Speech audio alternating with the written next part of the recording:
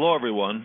Welcome to the ABM Report, a new Avention podcast series where we host executives from around the world sharing their thoughts on account-based marketing and sales. I'm Steve Pogorzelski, your host and CEO at Avention. I'm really pleased today to welcome our first guest to the show, Jeff Sands. Jeff is a VP at ITSMA and he co-leads their ABM practice. Welcome, Jeff. Well, thank you, Steve. It's good to be here. Hey, Jeff, ITSMA is known as a pioneer of account-based marketing. Can you tell us a little bit about the organization and its involvement in ABM? Sure, Steve. ITSMA is a community of marketing leaders. And in this community, we're focused on helping companies define, develop, and really inspire excellence in the marketing of high-value B2B services and solutions. We've been in existence for over 20 years, and over those 20 years, we've worked with a number of companies around the world in just helping them establish and develop this excellence in this kind of marketing. We've actually been involved, though, in ABM going back to 2003 when companies started to think about this whole concept of dedicated, focused marketing on their key accounts. So our work in ABM began back in 2003, and over the last 13 years, we've really helped hundreds of companies around the globe plan, design, and implement their ABM programs. And in doing this, we conduct primary research and benchmark studies that are global in nature to help us get a better understanding of what's really happening with ABM, the trends, the issues, the developments around the world, how companies are applying ABM, and we apply these learnings to enhancing our portfolio of ABM offers to our membership and to other companies. Thanks, Jeff. Our customers are talking a lot about ABM, and ABM seems to be hotter than ever. Why do you think that is? There's one good reason for that, Steve, and that's because it works. I mentioned earlier that we do benchmark and surveys around the globe, and we recently conducted a benchmark study on account-based marketing. And one of the key findings that we found was that 84% of the companies that are implementing ABM and have developed ABM programs are seeing a higher rate of return, a higher ROI for every dollar they spend on ABM than they are for any other kind of marketing. And in fact, what we also learned is that in this year, most of the companies that we surveyed have actually increased their ABM budget to over 20% of their total marketing spend, and that 69% of them actually did a huge increase in their marketing, in their ABM budget of 2015 into 2016.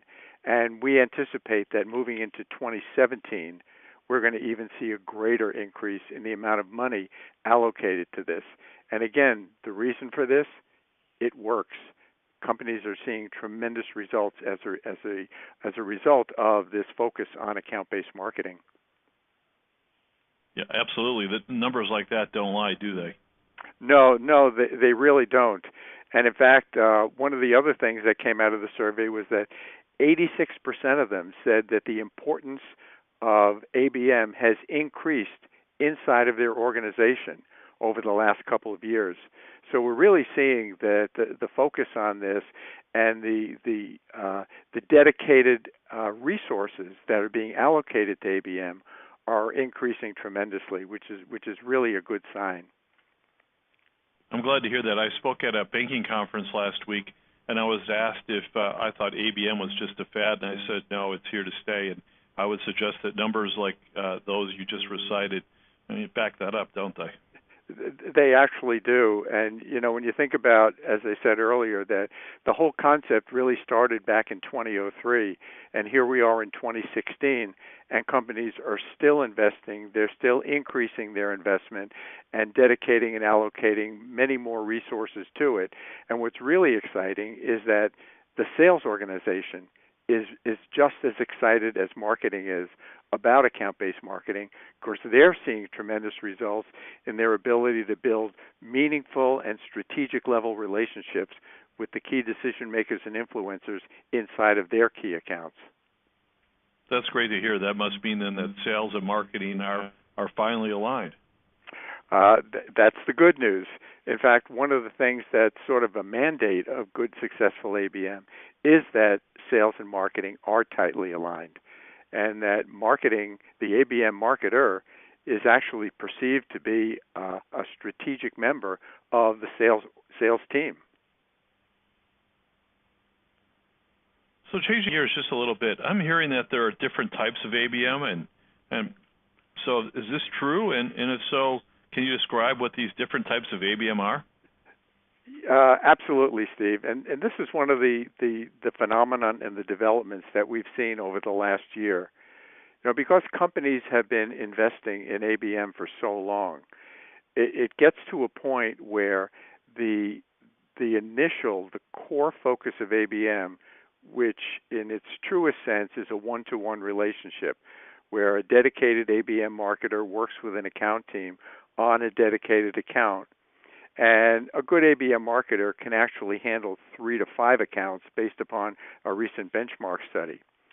But what we're seeing is that as companies start now to scale and grow their ABM programs, there are a couple of different, what some are calling different flavors or different types of ABM that are developing in the market. And we actually see 3 different types.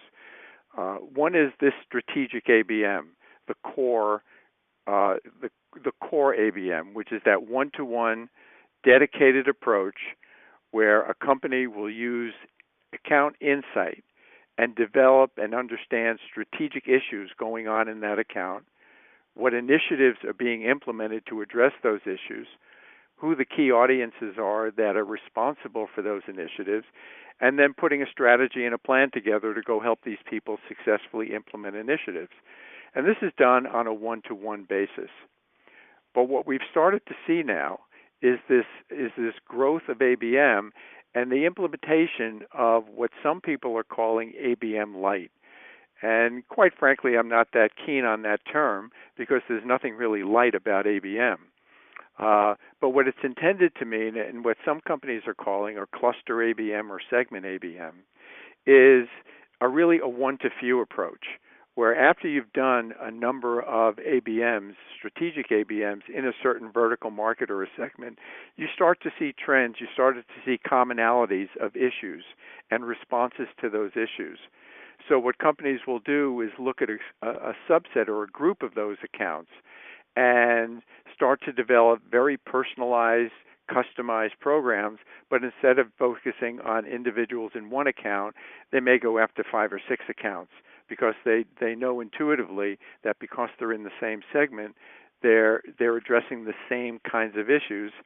And again, marketing is working closely with sales, but not on that dedicated one-to-one, as we talked about with strategic ABM.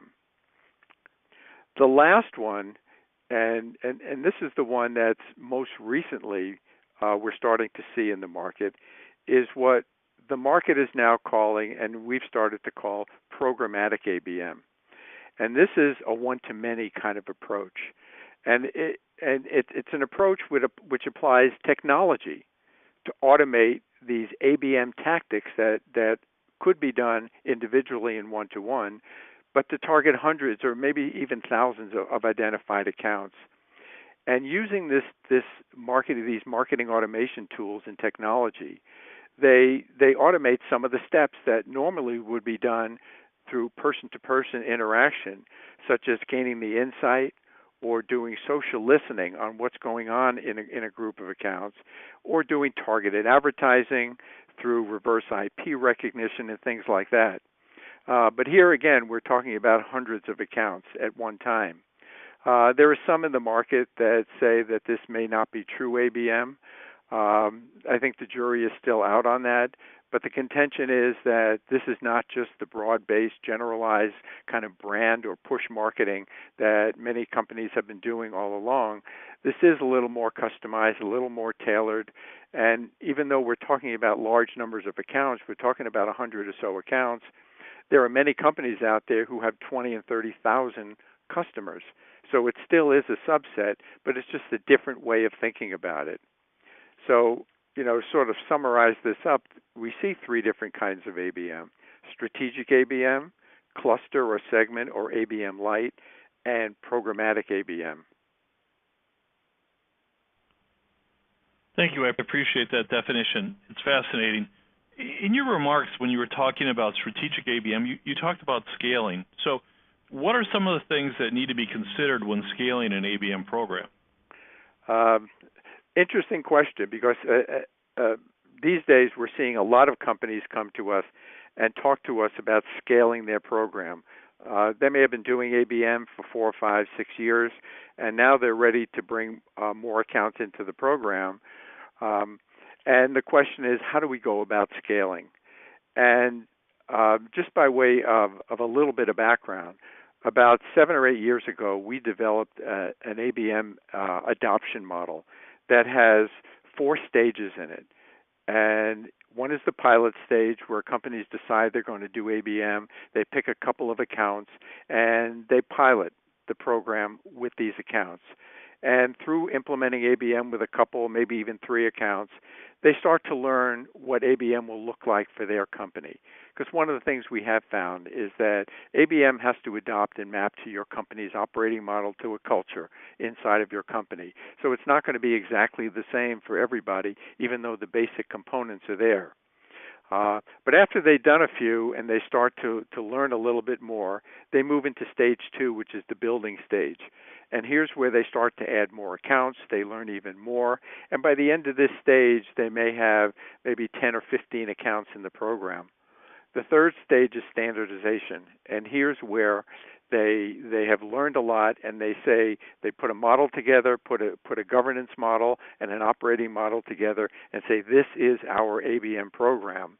And there's where they start to bring many more accounts in. And those companies that have been doing ABM for a while and are now ready to scale move into this 4th stage, which is the scaling stage. But through this process, we've seen that there are things that companies need to be mindful of as they think about scaling their program. And we've actually seen a couple of failure points evolve when companies try to scale or try to scale too quickly.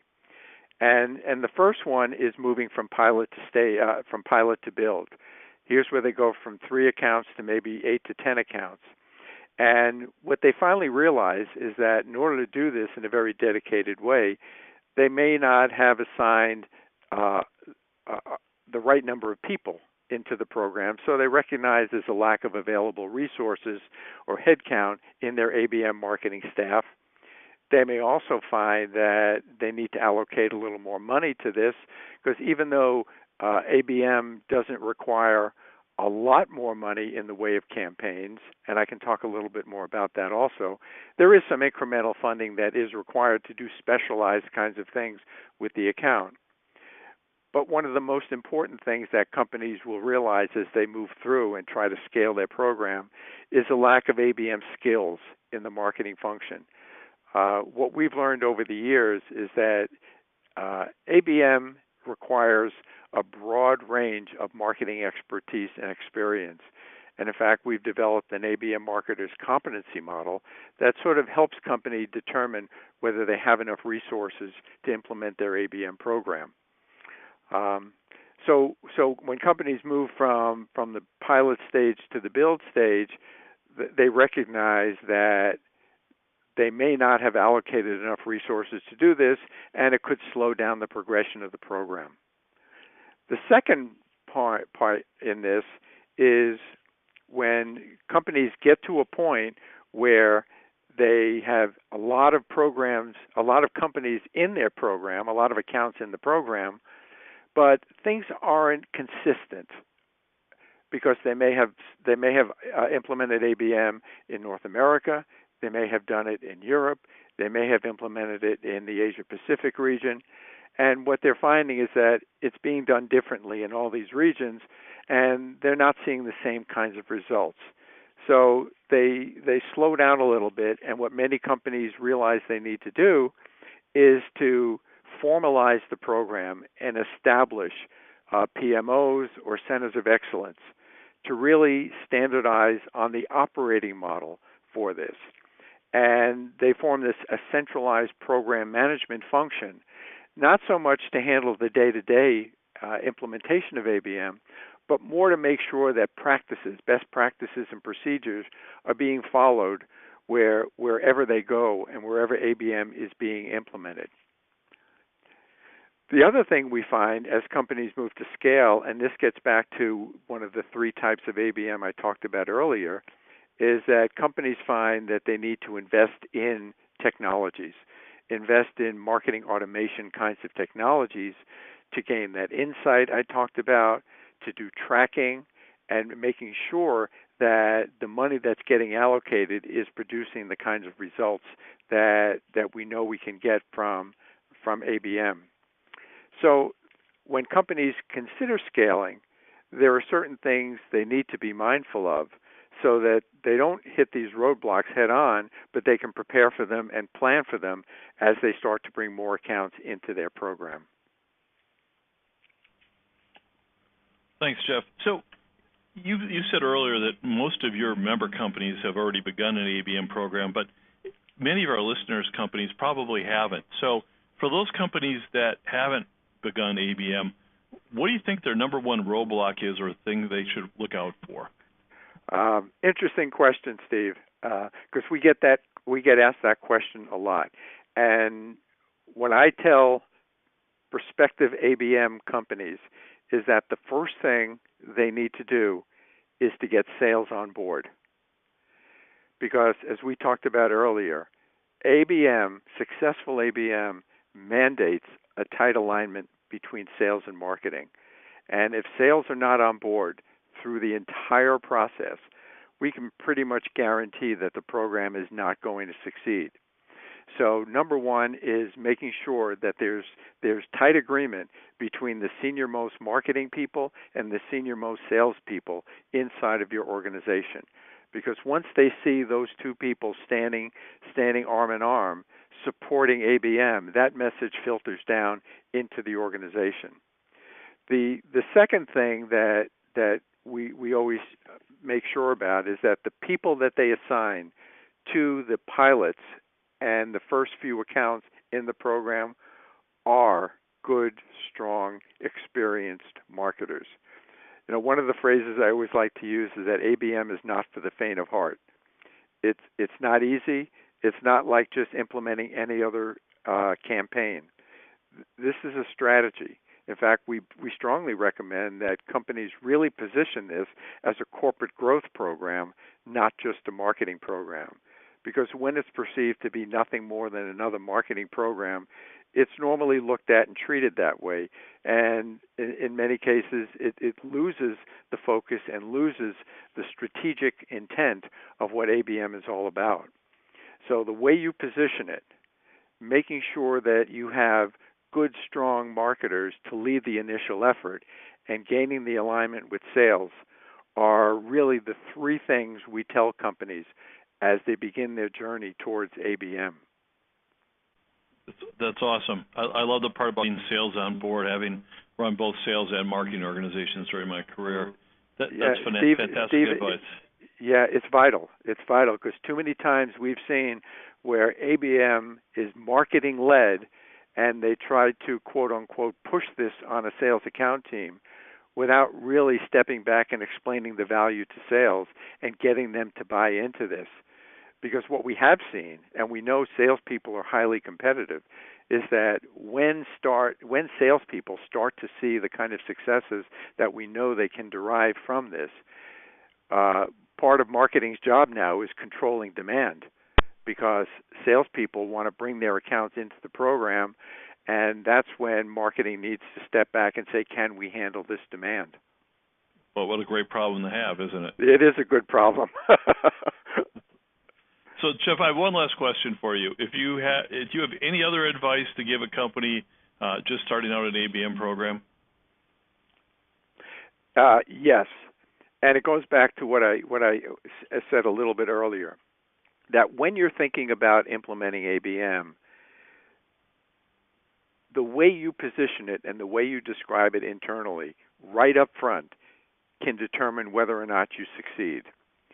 And whatever you call it, strategic growth program, strategic account program, whatever you want to call this, make sure that it's fully understood that this is not just another marketing tactic. It takes time, it takes focus, it does take resources. But when done correctly, companies who have done this and have done it correctly are seeing those tremendous results that I talked about earlier. So my advice is take your time, plan it, move into a pilot stage, test it, see which kind of ABM is most appropriate for you, and then you can start to bring other resources in, pull more sales accounts into the program, and really grow and see the kind of benefits that we know you can derive from successfully implementing ABM. Jeff, I can't thank you enough for sharing your insights, your expertise, and your very solid practical wisdom with our audience. That wraps up our very first episode of the ABM Report. So, Jeff, thank you so much. Steve, it's been my pleasure. Thank you. The thanks is all ours. For the rest of you, stay tuned next time as we talk with Steve Woods. He's the CTO of Nudge and a co-founder of Eloqua. You can stay connected with us in between episodes by following us on Twitter. We're at Avention Inc. Have a great week, everyone.